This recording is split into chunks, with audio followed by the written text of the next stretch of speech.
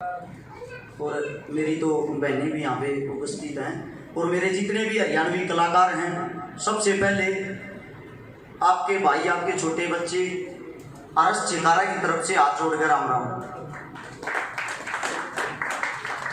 अमित भाई ने कई बातें बताई हैं, लेकिन भाई साहब थोड़ा रुक के खुल कर नहीं बता पाए। ये बात मैं पूरी करता हूँ भाई साहब की। एक हमारे हरियाणा में सबसे बुरी बीमारी कबड्डी खेलने की हमने बहुत ज्यादा आदत है, और कबड्डी में आदमी गट्टा पकड़िया रहे, हरियाणा का भी इतना मजबूत पकड़िया रहे जाना ना दे। हम जिस दिन गट्टे में छोड़कर हाथ पकड़ कर हाथ खींचने लग जाएंगे ना, हम अपने आप ऊपर बढ़ जाएंगे। कलाकारी का तो कह भी नहीं आता, मैं इस बात को तो यहीं पे रखता हूं। सिर्फ एक बात कहना चाहता हूं, अगर हमारे हरियाणा के कलाकार एक आदमी को भी सहायता की जरूरत हो, मनाज तो कोई ऐसा नहीं देखा दूसरा उसकी मदद करता। उदाहरण के तौर पर बताता हूं, पानीपत की एक कलाकार आप लोगों के बीच में, कोई साथी ताली मत बजाइए, सिर्फ बात ध्यान से सुनिए।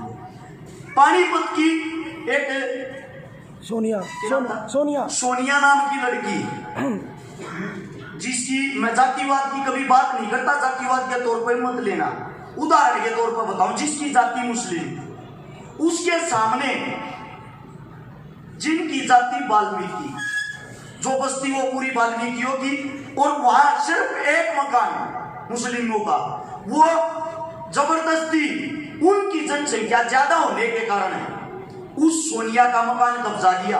पानीपत की घटना ये, उसकी माता जी को जहर खिला दिया। वो हमारे बीच में कलाकार थी, कोई एक आदमी भी बता दो जो उसकी मदद के लिए गया हो, एक भी। मैं आरस चिकारा शक्तिमान तो हूं नहीं, बाकी जितना मिलता अंदाजा उतना मैं दिन में घूम हूं। मेरी गाड़ी की डेली की एवरेज 600 किलोमीटर है, मैंने कोई तनख्वाह नहीं मिलती।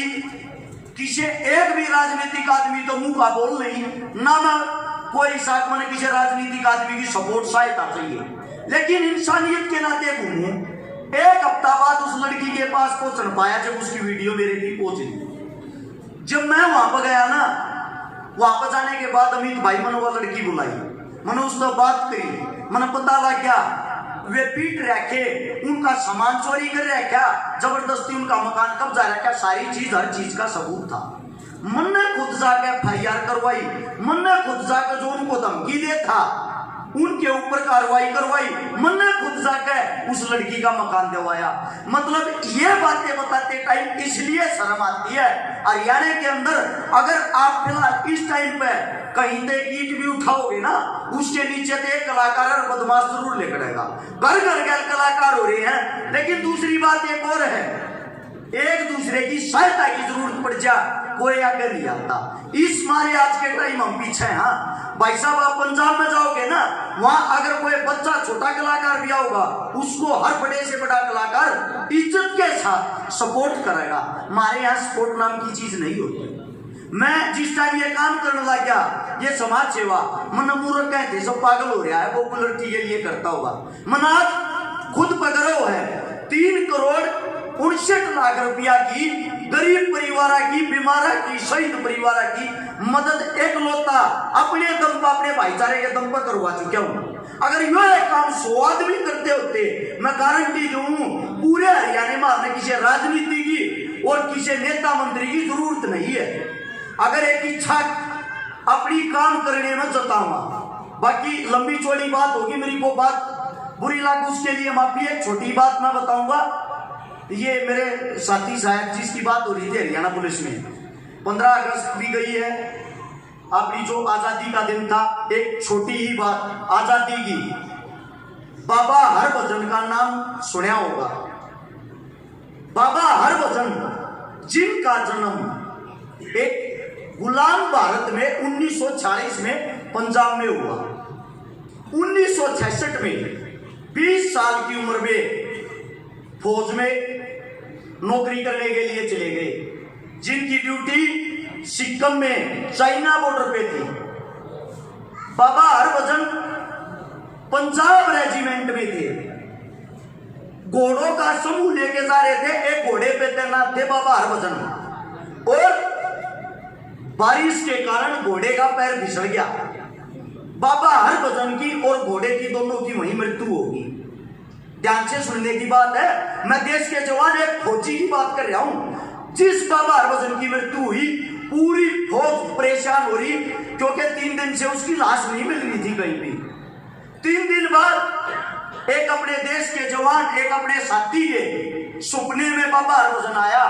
अरे भाई, मेरी लाश तो उठा जाओ, मेरी लाश पड़ी है, जितना ढूंढो उससे 2 किलोमीटर आ गए, पानी में बहाव के कारण चला गया था मैं। सीओ साहब ने सुबह जब इकट्ठे किए, उस जवान ने बताया कि रात को मेरे सपने में बाबा जी आए और बाबा जी अपनी लाश वहां बता रहे हैं। सीओ साहब बोला तुरंत चलो देख के आओ। देखा तो बाबा हरभजन की लाश वहीं थी। उसको उठा के लाए। सबके दिमाग में एक बात आई, इसको सपना आया कभी झूठा आया हो। 2 दिन बाद उस इंसान को फिर सपना आता है, बाबा हरभजन ने ये कही है चाइना साइड तक किसी भी टाइम युद्ध हो सकता है। वो बात भी सत्य पाई है। ये बात देखते हुए सिक्किम में चीन बॉर्डर से 9 किलोमीटर नीचे की तरफ नाथुला में बाबा हरभजन का मंदिर बना दिया। वो मंदिर, गौर करिएगा इस बात पे, 1966 का कांड है। 1966 में उनकी मृत्यु हुई। आज तक ना ही तो वो शहीद हैं, ना ही वो मृत घोषित किए गए हैं। पता है क्यों? वो इस समय भी वो बाबा जी, बाबा हरभजन सिंह अपनी ड्यूटी चाइना बॉर्डर पे देते हैं, उसी घोड़े पे हर रोज घूमते हैं। और जो चाइना बॉर्डर वाले सैनिक चीन के हैं, खुद वे भी बाबा हरभजन को देखते हैं। उनकी पोस्ट भी बढ़ाई जाती है।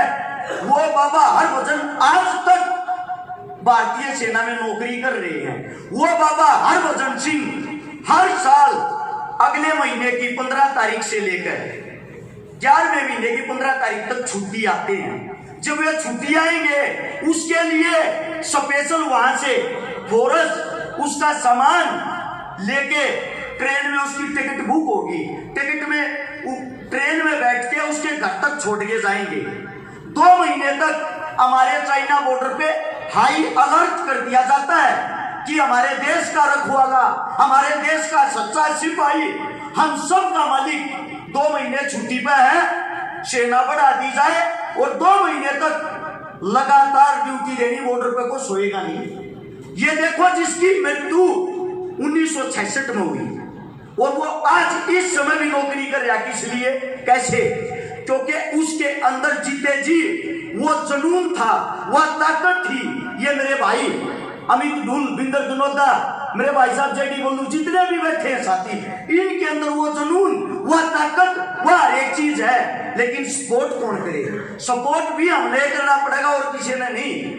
अगर आप आज इस टाइम हरियाणा, पंजाब, यूपी, दिल्ली, मुंबई, राजस्थान कहीं भी जाओगे, हमने खुद अपने कानों से सुन रखा लाड पिया के गाना, हमने खुद अपने कानों से सुन रखा है एक जो कनाड़ा। कैसे? वो सिर्फ इसलिए क्योंकि वो इतनी अच्छी चीज थी, इसीलिए उनको सब सुनते हैं। मैं दावे के साथ कह सकता हूं, अगर हम सब अपनी एकता, अपनी एक यूनिट, अपनी एक टीम बना लेना, मेरा अमित भाई कह रहा था सरकार नहीं सुनती कलाकारों की, सुनेगी, लेकिन सुने जब ना जब किसी में दम हो, सुनाने की हिम्मत तो हो। कोई एक जगह कलाकार इकट्ठे तो करके दिखा दो, आज तक तो ये नहीं है।